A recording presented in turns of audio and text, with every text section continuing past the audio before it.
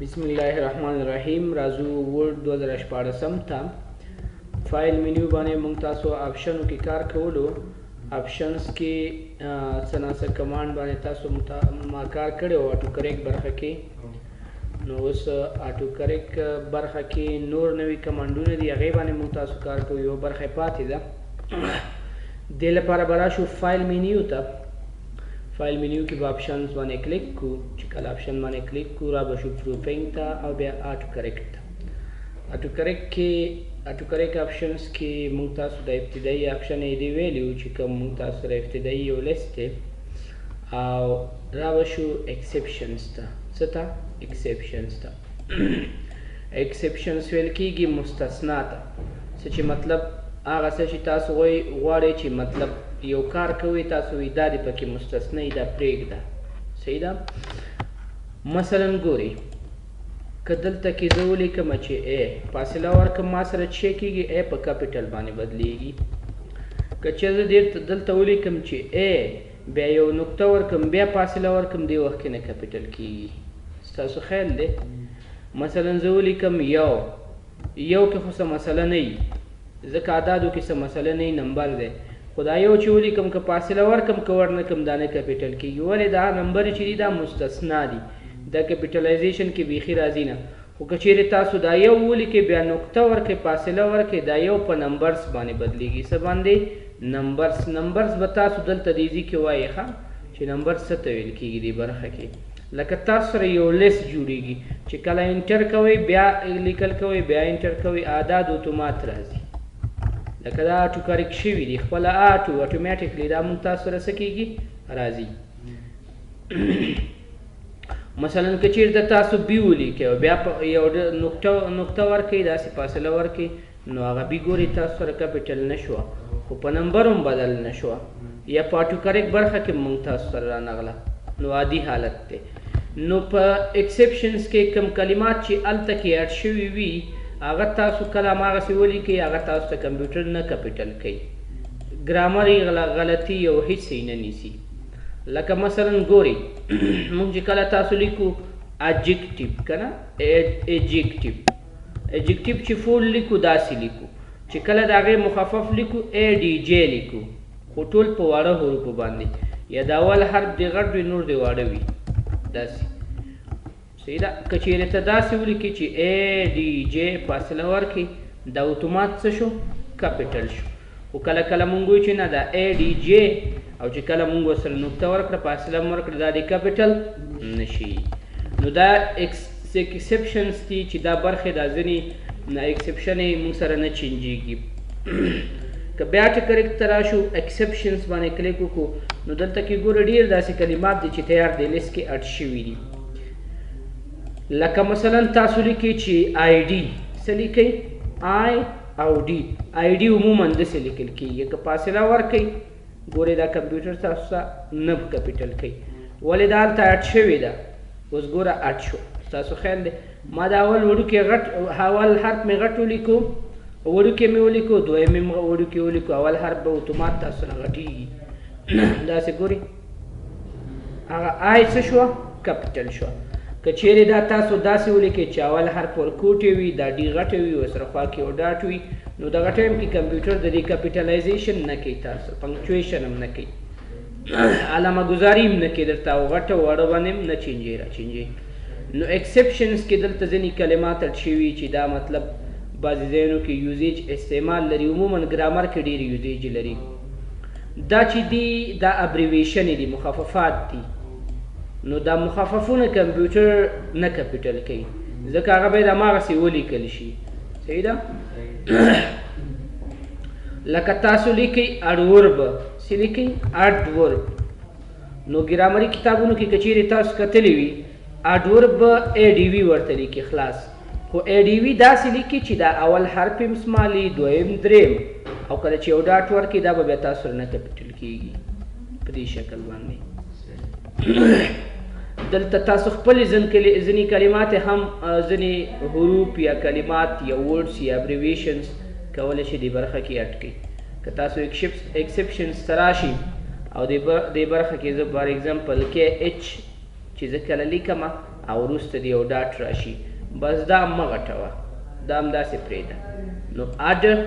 اوکې بیا اوکې او بیا اوکې نو اوس که کله زه ولیکم تنا ولیکم چې کې ایچ مثلا خان زه لیکم فاصله ورکومه هغه غټېږي غټو حروفو باندې چینجېږي مطلب کپیټلایزیشن یې کېږي او که کې ایچ یو ډاټ بیا دا غټ نشي ستاسو خیال دی ښه بیا هم پروف آټو کریکټ برخې ته راځم دې برخه کې خو څه پرابلم نشته دلته کوم تاسو نه غواړئ ډیلیټولی هم شي صحیح ده که دغه لیست مکمل غواړئ چې بند شي دې برخې نه ټیک مارک ایسته کړئ اټومیټیکلی اډ ورډز ټو لیست بس دا ایکسپشن یې به تاسو سره بیا کمپیوټر نه صحیح کوي دا به په نظر کې نه نیسي دې نه وروسته انیشیل کپیټلز دي انیشیل کپیټلز مخکې تاسو یو موضوع ویلې وه چې کله د یو لغات دوه اول حرفه دوه اول حروفه دوه کرکټرې غټ راشي نور واړه راشي نو دې ته انیشیل کپیټل ویل کېږي او دا کمپیوټر جوړوي تاسو ته مثلا تاسو لیکئ بی بیا او بیا کې صحیح ده مثلا تاسو لیکئ ایم بیا او بیا ټي بیا آی موټیویشن نو کمپیوټر خپله جوړي خو دلته یو موضوع ده مثلا کله تاسو داسې لیکئ چې آی ډي او دا داسې پریس کوئ کمپیوټر دا تاسو ته نه غلطوي ځکه آی ډي موږ کله داسې لیکو ډېرې لکه آی ډي نمبر یا دلته داسې لیکي نو تاسو ته کمپیوټر د دې حالت کې خو غلطي درته نیسي جوړوي یا نه درته ولې اصلي دا دی چې تاسو په دې شکل باندې که چېرته آی ډي ولیکئ نو د آی ډي نمبر تاسو ته کمپیوټر نه نیسي صحیح ده مطلب کپیټل کوي یا نه نو چې کوم لغات ډېر سپیشلس وي یوزیج ډېر زیات وي نو هغه موږ تاسو سره پروفینګ کې آټو کریکټ کې د ایکسپشنز برخه کې دلته پراته وي دلته بیا انیشل کړه لکه آی ډي ستاسو داسې لیکي دا به نه غټوي مثلا زه لیکم ډبلیو چې کله ما دا ډبلیو تریپل درې ځلې داسې غټ کپیټل ولیکو کمپیوټر ته ویو چې دا په سمال مه بدلوه اوکې کا ډبلیو انیشل کې صرف اول دوه حروف راځي ښه اضافي نه راځي دریم به کمپیوټر تاسو خپله جوړئ داسې ګورئ دلته که پروفینګ ته راشو آټو کریکټ برخې ته راشو ایکسپشنز ته د آی ډي مونږ تاسو مثلا زه بل څه لیکمه مثلا یونیسف دا مې ولیکه صحیح ده اړ مې کې نو ګوري اول دوه د دې دا حروف چې دي دا به غټ پاتې شي نور به خپله کمپیوټر جوړ کړي یعنی انیشل کې صرف دوه اول حروف په نظر کې نیسي نور نه نیسي صحیح ده نو ځینې ابریویشن اصطلاحګانې تاسو دې برخه کې چې هغه ډېر استعمالوئ کولی شي چې اډې کې کمپیوټر به هغه تاسو ته نه استعمال کوي هماغسې به کپیټل پاتې وي ادر کریکشنز ته راځو دا خو انیشیل کټل شو انیشیل کپیټل شو که نه کې اے پی ایس مطلب کپیټلس یعنې غټ حروف ادر کریکشن کې تاسو خپل سپیشل لغتونه اچوئ چې هغه په کم شکل باندې ولیکي کمپیوټر یې په هماغه شکل صحیح مني مثلا موږ تاسو داسې لیکو چې کله زه ولیکم چې افغان ټول مې په واړو حروفو باندې ولیکو دا مه کپیټل کوه په همدغه شکل باندې پرېږده نو ګورئ کله تاسو دلته راځئ لیکئ چې افغان دا باید ونه نیسي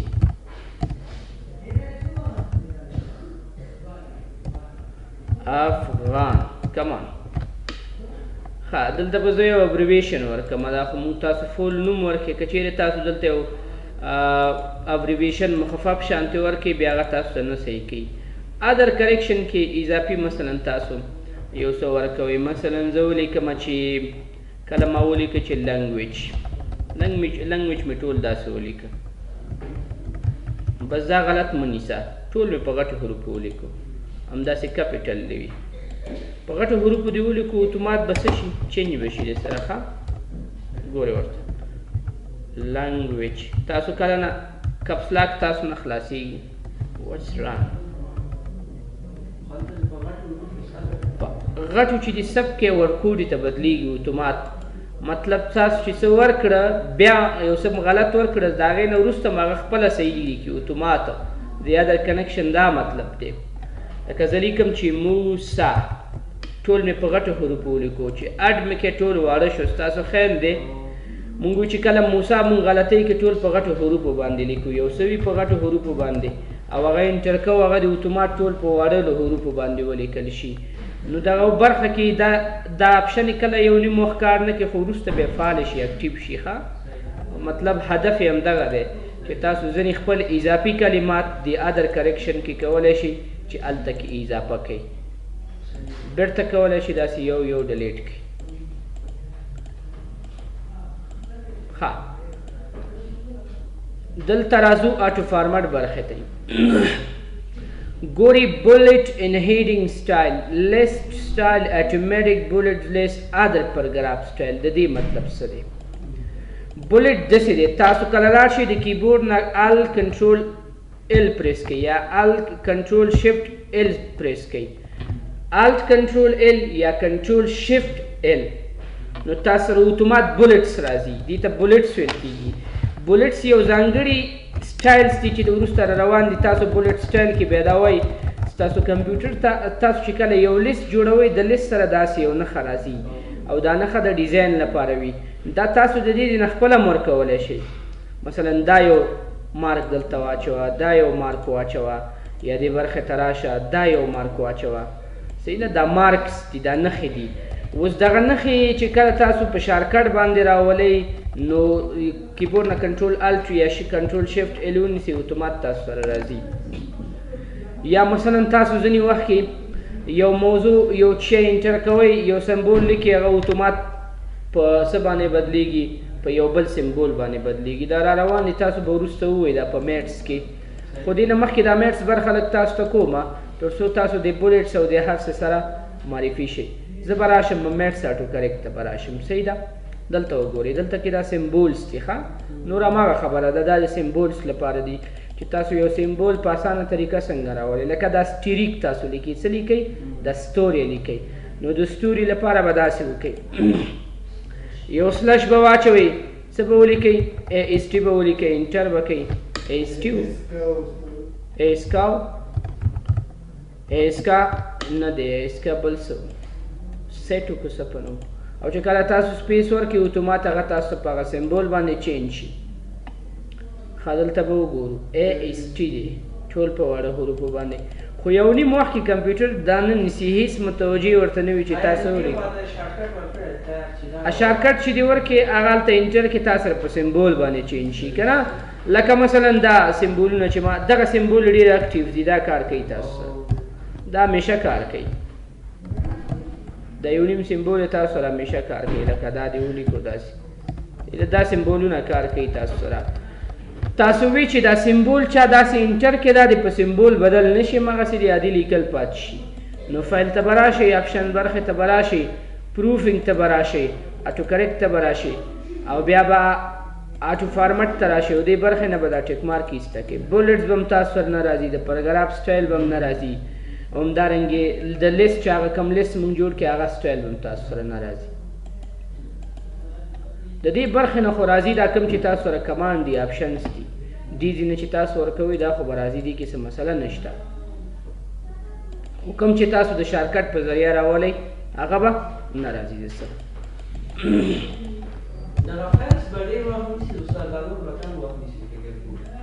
او د فیلز کې لږ زره کار ډېر دی مونږ سره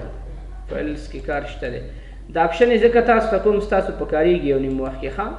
ځکه که چیرې پرابلم راشي تاسو له به کوم ځای اخواته عملي درس دی زموږ صحیح ده دلته خو صرف د دې کمانډونو باندې یو مرور غوندې وي چې مطلب تاسو د دې کمانډ سره پوه شئ چې ځینې کمانډ بعضې وخت کې مشکل کار نه کوي نو تاسو به څنګه کوئ. ښه بله ګوره بله موضوع مثلا تاسو راځئ لیکئ چې احمد فار ایگزامپل شینواري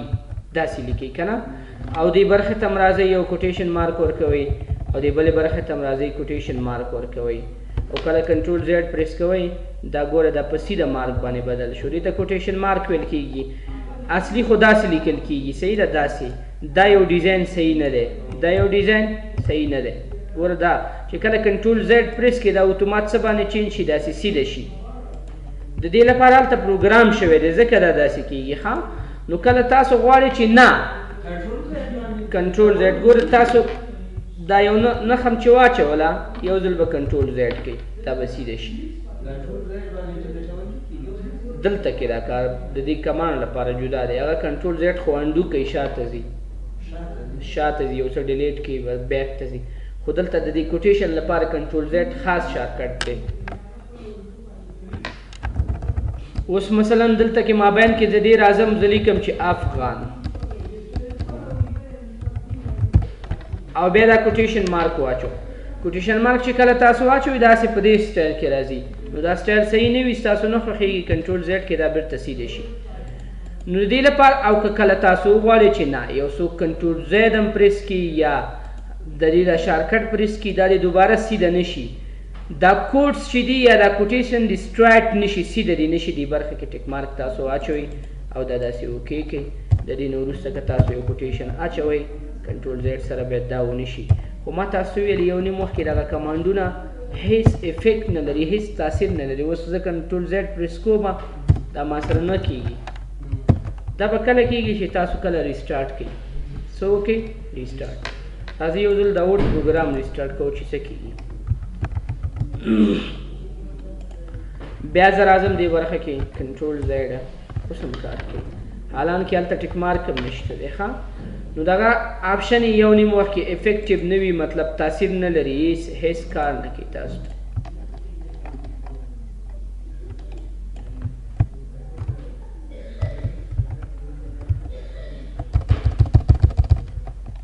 ښه بیا راځئ آپشنز ته پروفینګ برخې ته آټو کریکټ ته او دلته یو بل دی کیپیټل. ښه همدې برخه باندې کار کوو موږ تاسو نه فارمټ باندې آرډینلز پرس وچ سوپرسکرپټ او دا فریکشن د دې وظیفه څه ده. اوس مثلا تاسو یو عدد لیکئ ورسره خوا کې لیکئ ایس ټي فاصله ورکوئ هغه اتومات په څه باندې تبدیل شو په فرس باندې تبدیل شو. مثلا لیکئ 2 خوا کې ورسره لیکئ ای ان ډي فاصله ورکوئ سیکنډ باندې چینج شو. تھرډ تاسو 3 لیکئ ټي ایچ فاصله ورکوئ هغه باید په تھرډ باندې تبدیل شي. زما خیال دا تھرډ ټي ډي ده یا تنا ډي ده تھرډ داسې راځي. اوس بیا چک کړو که نه څه خبره نشته. ټي ایچ آی آر ډي زما خیال دی آر ډي ده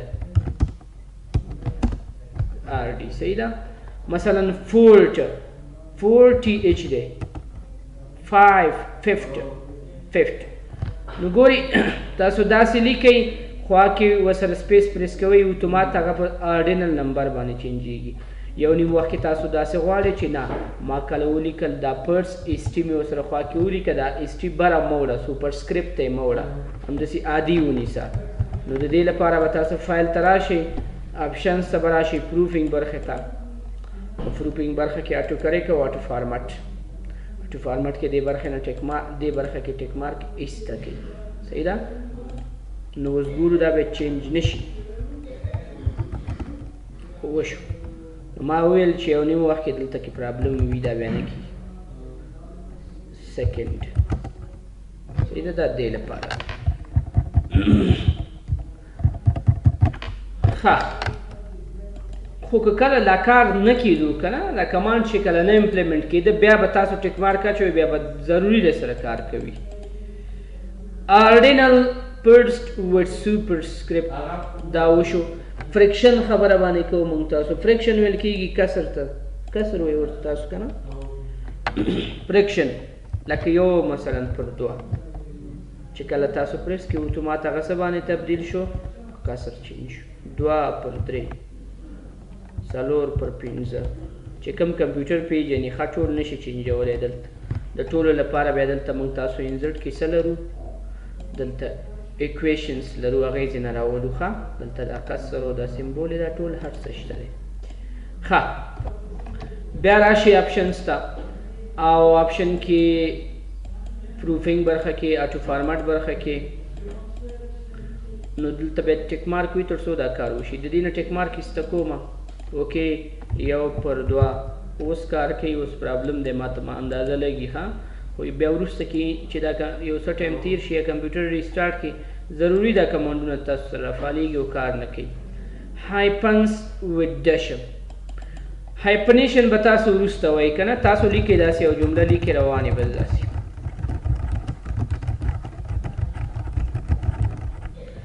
اوس ګوري دغه برخې ته چې دا لیکل دی آخر د جملې ته ورسیږي،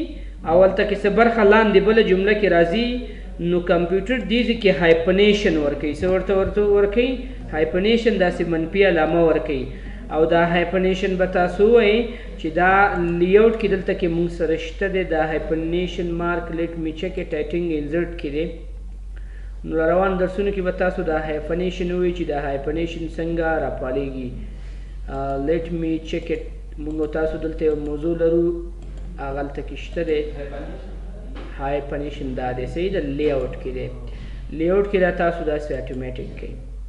اوس تاسو یو جمله لیکئ داسې مثلا 1 منټ دې برخې ته ورسېدی اتومات دلته منفي علامه راغله صحیح ده. دا مطلب ورکوي چې د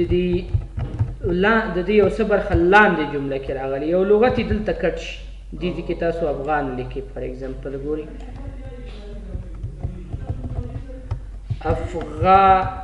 افغانستان.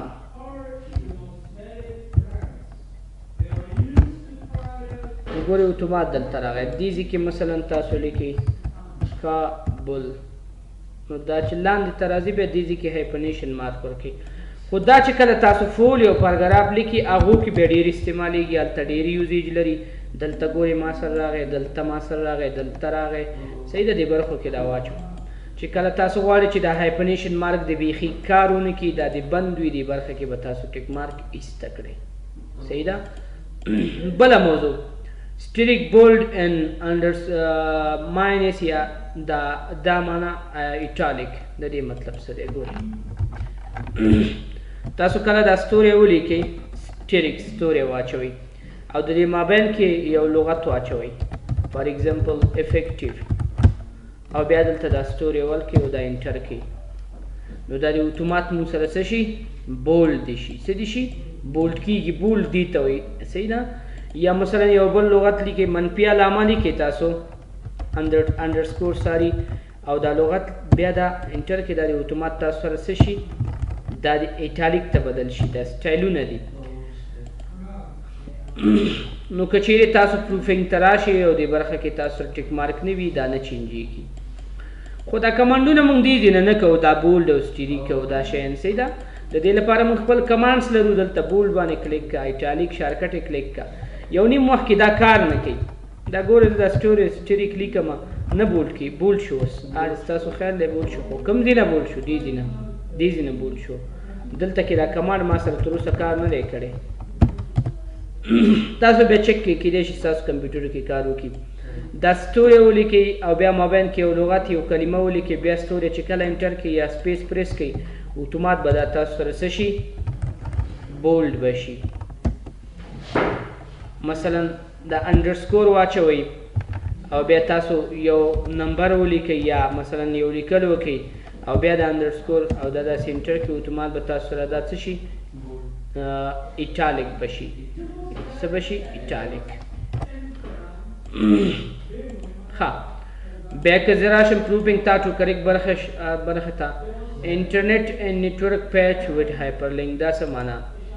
تاسو دا موضوع مخته مې ویلې لکه زه لیکم www.google.com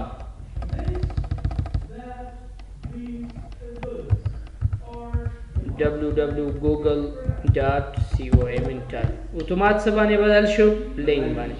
تاسو وی چې کله دا په لینک نه بدلیږي یا دې لیکل دي شي نو دې برخه ته کې فایل ته براشي، آپشنز ته براشي او بیا به پروفینګ کې اټو فارمټ برخه ته لاړ شئ او دې برخې نه به تاسو ټیک مارک ایسته کوئ. نو اوس یې که ایسته کوئ که ایسته نه کړي څه مسله پکې نشته. بل دا سټایلز را روان دي دلته تاسو وایي پلان ټیکسټ ایمیل ډاکومنټ، دا به تاسو انشاءالله هایپرلینک کې ووایي چې څه معنا لري. خو کوشش کوئ دې برخه کې دا ټو فارمټ کې څومره کمانډز چې دي دا باید امپلیمنټډ وي، فعال وي، اکټیو وي. خو یو نیم وخت کې نه غواړي لکه دا کوټیشن تاسو نه غواړئ چې سټریټ دي شي، عادي نمبر لیکئ، فریکشن باندې دې بدل نه شي، بیا بېرته دې نه بند دې کوي، کار به تاسو سره نه کوي. نو دې کې کار نور هم ډېر زیات دی. ها څومره چې تاسو دې کې غواړئ دې کې خبرې شته دی، خو فی الحال ټول موږ ته نه پکارېږي. نو دا نورې برخې لکه دا اکشنز دي، اکشن موږ تاسو سره دومره خاص یوزیج نه لري، دلته کې اګنور کوو یا پرېږدي. صحیح ده؟ ښه څنګه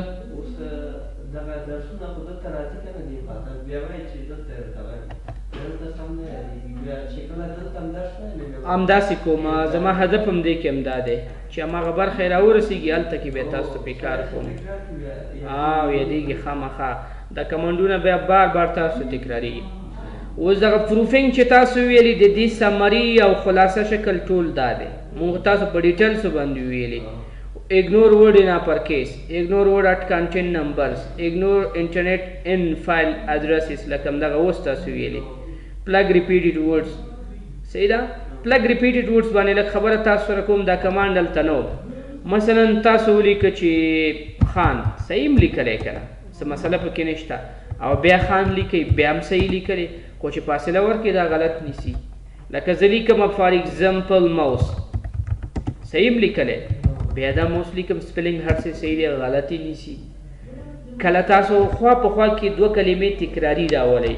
دې ته ویل کېږي plug repeated word. plug repeated words یعنی هغه کلمات چې خوا په خوا تکرار راغلي وي هغه کمپیوټر تاسو ته غلط نیسي او معنا هم نه لري. کله هم دوه لغتونه خوا په خوا جمله کې یو شان نه راځي. نو تاسو وایئ خو یو نیم وخت کې د ضرورت په اساس باندې غواړئ چې باید دا غلط ونه نیسي، همداسې د تکراري راشي. لکه نومونه وي، نوم کله تکرار راتللی شي. نو د دې لپاره دا پلګ ریپیټ نه ټیک مارک ایسته کوي. اوس که چیرې دلته راشي تاسو ولیکئ فار ایگزامپل کیبورډ او بیا ولیکئ کیبورډ،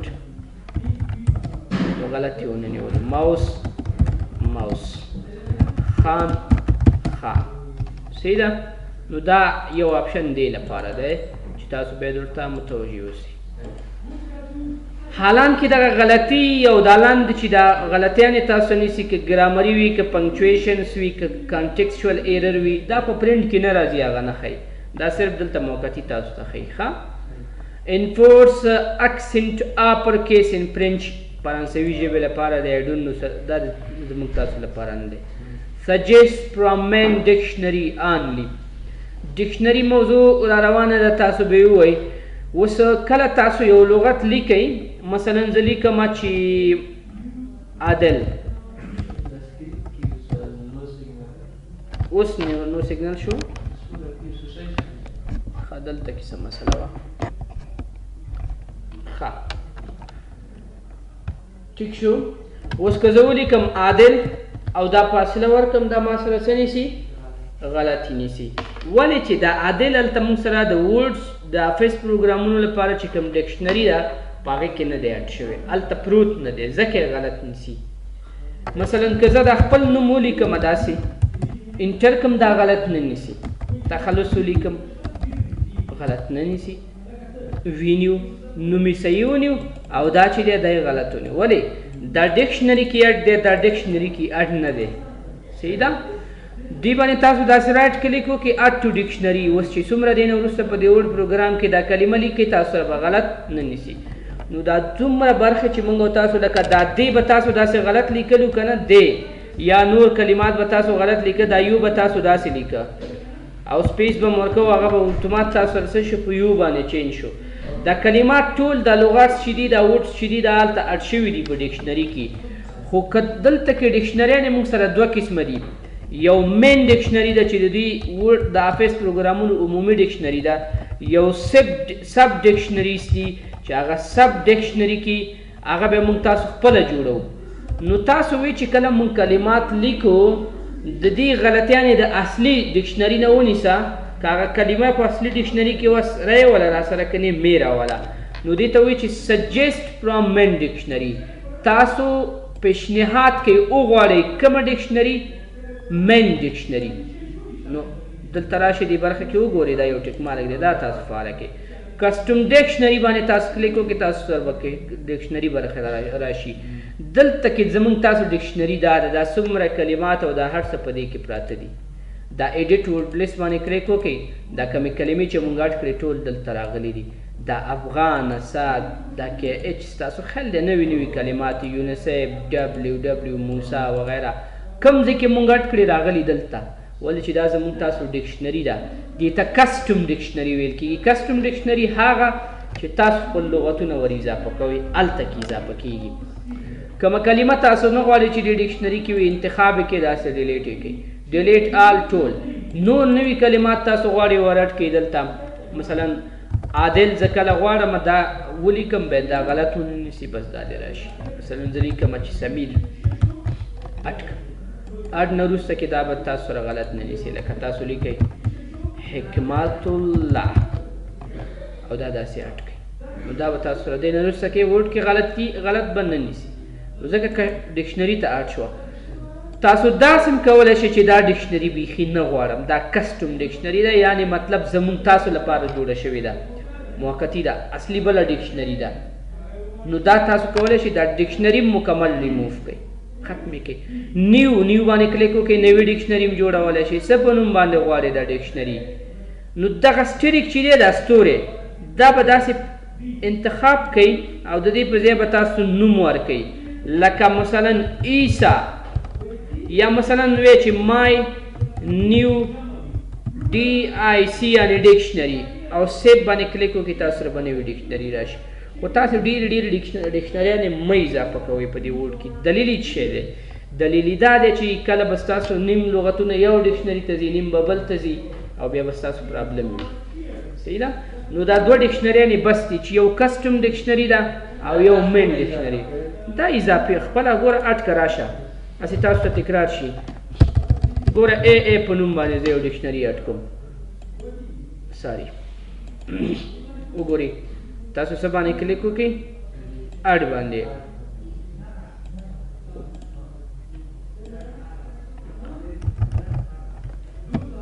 دا ډي آی سی what the hell نیو باندې تاسو کلیک وکړئ اډ باندې کلمه اضافه کېږي یو حرف لغت اضافه کېږي نیو په واسطه نوی ډکشنري راځي ښه چې کله دغه سټریک ډاټ ډي آی سی دا کمانډ دا نوم یې تاسو درکړی دی نه بیا دغه ټایم کې تاسو نوی ډکشنري اخیستلی شئ دا سټریک به پاک کړئ د دې په ځای یو نوم ورکړئ نه نوم به لازمي ورکوئ تاسو سره وپېژنئ د سمیر په نوم ما سره یو ډکشنري جوړه شوه اوس څومره کلمات چې اضافه کوئ تر اوسه ایډیټ ورډ او دا کمانډ دې لپاره غیر فعاله دي دلیل دا دی چې دې ډکشنري کې تر اوسه هیڅ هم نشته ایډیټ ورډ لیست باندې کلیک وکړئ خالي ده هیڅ هم پکې نشته نوې جوړه شوه اوس چې کله دا تاسو سره تیار انتخاب ده او ډیفولټ هم ده څه ده ډیفولټ ده نو دې نه وروسته څومره کلمې چې تاسو اضافه کوئ هغه به تاسو سره په همدې ډکشنري کې راځي مثلا ګورئ حامد دا اډ شوی دی حمیده دا مټ شوی دا وود دا نه دی اډ شوی دې باندې رایټ کلیک اډ ټو ډکشنري دا به اوس کومې ډکشنري ته ځي سمیر ډکشنري ته به ځي هغه نورو ته به نه ځي دې نه وروسته څومره نوي کلمات اضافه کوئ هغه به هغې ډکشنري ته ځي آپشنز ته راشئ پروفینګ کې او دې برخه کې کسټم ډکشنري باندې کلیک او چې کوم تاسو نه غواړئ دې ځای نه داسې یاس کړئ بس دا ډکشنري زموږ په کار ده او دغه یو بیخي غواړم ډیلیټ یې کړم تاسو د ریموو باندې کلیک وکړئ نوی مټ کولی شئ نور هم راوستلی شئ انټرنیټ نه هم براوز کولی شئ بلې ځای هم تاسو براوز کولی شئ خو ډکشنریانې دا موږ تاسو خپله جوړو یو د دې ټولو فایلونو شاته عمومي ډکشنري پراته ده هغې کې موږ څه نشو کولی هغې کې موږ څه نشو کولی او دا کسټم ډکشنري به تاسو کله هم نه ډیلیټوئ ښه دا کسټم ډکشنري به نه ډیلیټوئ کله هم اوکې یاس اوکې دا فایل یاس سیو دې نوم باندې یاس او دا کلوز ښه فایل ته راځو آپشن برخې ته او بیا هم پروفینګ ته کسټم ډکشنري باندې خو پوه شوئ فرینچ موډ سپانش موډ نو ګوري د فرانسوي او اسپانوي برخه کې لغت تاسو څه کلمې لیکئ سنټنس لیکئ هغې ژبه باندې د هغې غلطیان هم تاسو سره نیسي ولې چې هغه دلته اډ شوي دي د دې لپاره ځانګړي دلته کې دا هغه شوي دي ګورئ چې کوم دا ایشین ممالک یا اروپین ممالکو لپاره د مایکروسافټ کمپنۍ د افیس پروګرامس راولي دا لنګوچې موږ تاسو ته هغې اډ کړي دي ځکه په اروپا کې ایروپین کوم هغه اتحادیه چې ده هلته کې دا دوه ژبې ډېرې مشهورې دي او ډېر زیات لوستونکي ویونکي لري مطلب ډېر کسان دې باندې کنورسیشن کوي چې یو فرانسوي ده یو اسپانوي په اروپا کې دا دوه ژبې ډېرې زیات عام دي نو ګوري د هغو لپاره هم دلته دوی دا کمانډ سوره کړي دي چیک سپیلنګ از یو ټایپ ګوري موږ تاسو څه لیکو سپیلنګ اتومات جوړوي که دلته ټیک مارک نه وي د هغې سپیلنګ به نه نیسي او دا ویلې دي کمان تکراري کمانډونه دي صحیح ده ګرامري غلطي باید تاسو ته وویم چې سیټینګ ته راشي ګرامر کې کمې کمې برخې دي دا ګرامر غلطیان چې تاسو ته نیسي د کوم ځای نه نیسي ما تاسو ته ویل د دې هر څه شاته کمانډس پراته دي کپیټلایزیشن تاسو ته نیسي کپیټلایزیشن ان سنټنس لیکي هایپنیشن تاسو مخکې ویلې مس یوز ورډس نن پریزز پنکچویشن سپیسنګ سبجیکټ ورب اګریمنټ ور پریزز ریسیټال باندې کلیک وکړئ که دلته چا اضافي سره راوستي وي هغه به ایسته شي چیک ډاکومنټ یس د ډاکومنټ وګوره کوم ځای کې پرابلم وي ګورئ تاسو دې برخې ته راځئ که نه تاسو لغتونه لیکئ کلمې لیکئ او پرګراف لیکئ او پرګراف کې تاسو وایئ چې امکان دې ولري دلته کې موږ او تاسو څه غلطي کړي یا اضافه سپیس موږ تاسو ورکړي وي ګورئ اوس دلته زه راغلم اضافه سپیس خو غلطي ونیوله یو نیم وخت کې کمپیوټر بیخي د دې غلطي نه نیسي دې برخه کې تاسو سپیلنګ مسټیک وي بله برخه کې د ګرامر مشکل وي او کمپیوټر دا صحیح نه وي نیولی تاسو وایئ چې یو ځل دوباره دا چک کراته نو دلته کې ډېر یو اهم مهم کمانډ دی او دې ته تاسو متوجه اوسئ چک باندې به تاسو کلیک وکړئ ویر از ری چک د ډاکومنټ دا ډاکومنټ یو ځل بیا چک کا کوم ځای کې مسټیک غلطیان نه وي هغه ټول راته په نښه کا نو کله چې دلته راشي بیا ټول تاسو ته په نښه کړي وي او بیا به داسې کلیک او یو یو به تاسو څه کوئ جوړ به یې کوئ یو یو به جوړ کوئ دا بیا علامه هغه د ګرامر او د سپیس او د دې شیانو لپاره دی سپیس یا ټب اضافه راغلی وي یو ځای کې نقطه نه وي ښیکامه هم نه وي ورکړې او دا ریډ چې دی دا سور دا د سپیلنګ غلطي ده یعنې فول غلطي ده ښه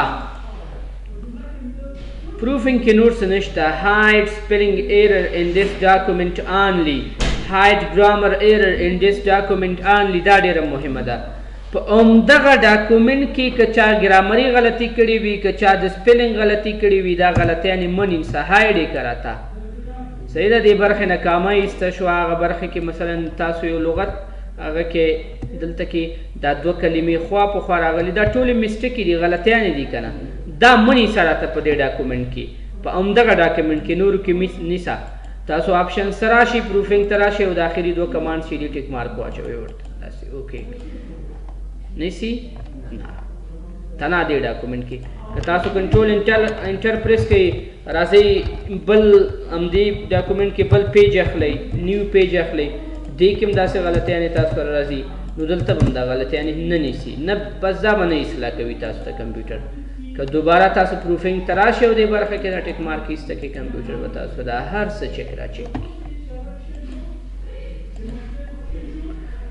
بیا راځئ پروفینګ ته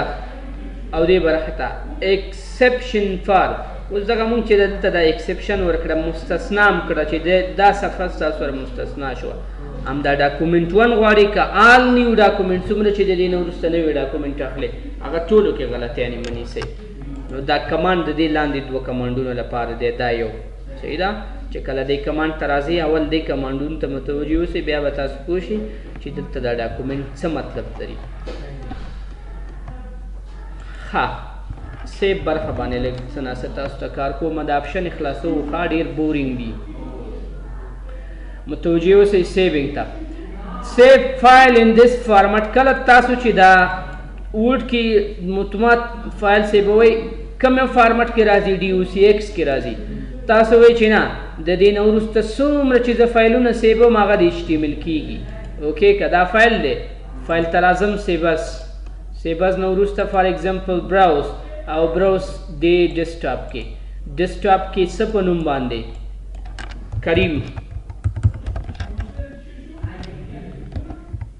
په نوم دی داسې ولیکو او دا د سیف کې د سیف نه وروسته به دا فایل کوم فارمټ کې راغلی تاسو ته میسج هم درکې چې ستاسو دا ډاکومنټ به HTML ته چینجېږي خو بعد دی نه وروسته به میسج هم نه درکوي دلته ښه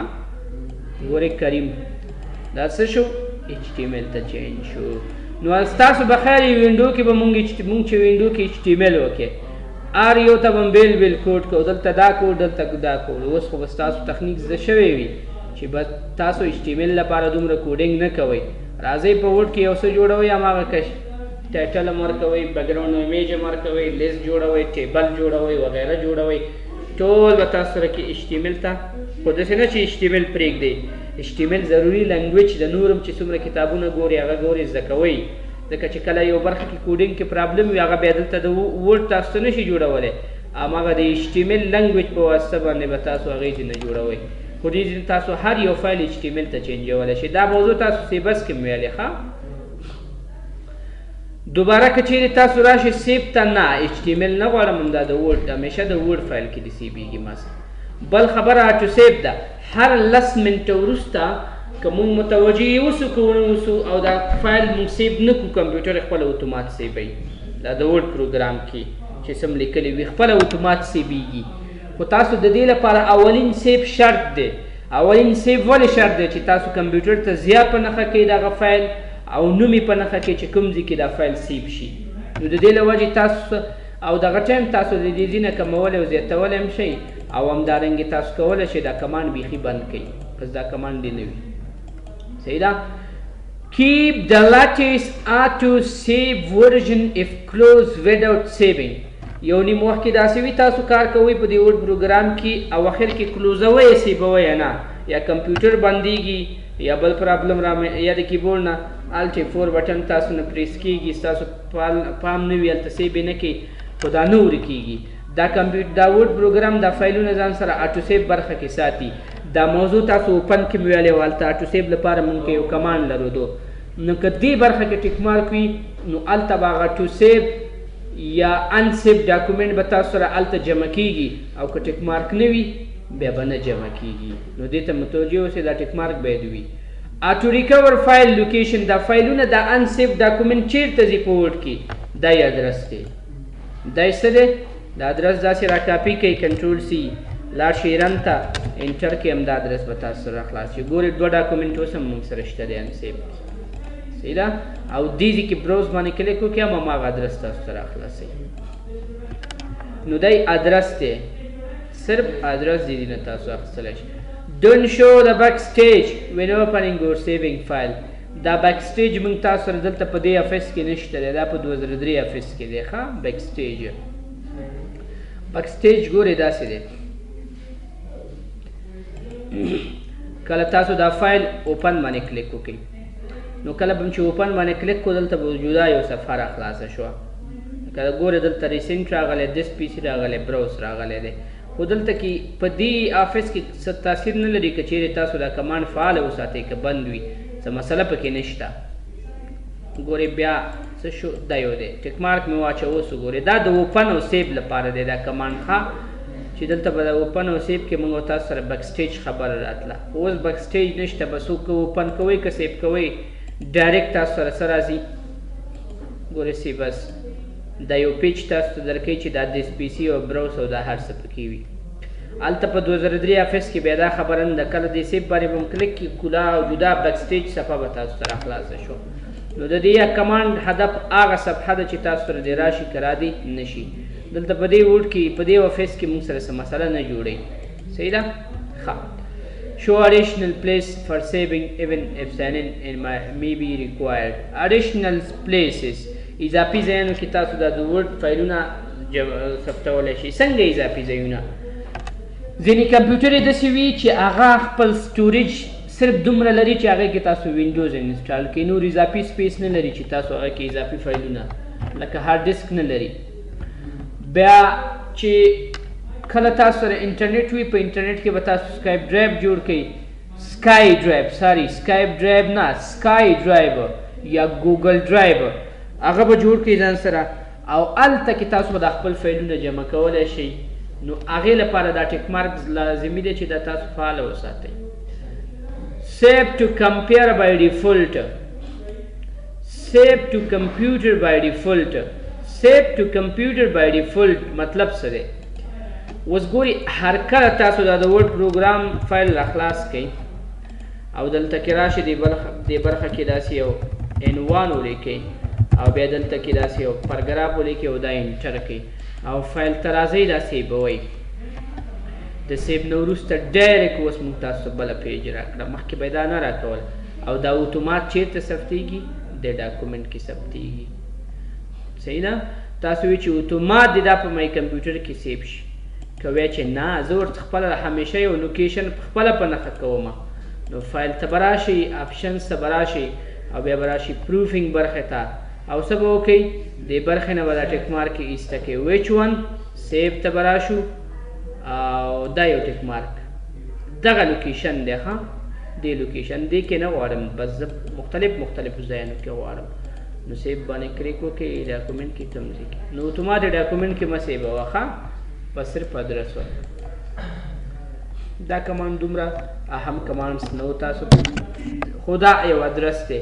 اوس که چیرې تاسو غواړئ په دې ادرس کې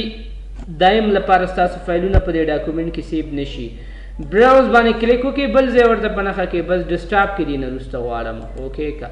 څه انتخاب شو ډیسکټاپ ستاسو د ورډ فایلونه به اتومات چیرته سیبېږي که تاسو ورته ځای په نښه نه کړئ په ډاکومنټ کې ساري په ډیسکټاپ کې څنګه کنټرول ایز دا سیب سیب نه وروسته اتومات څه انتخاب دی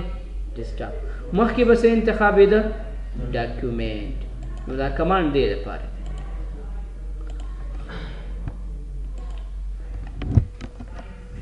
ډیپل پرسنل ټمپلیټ لوکیشن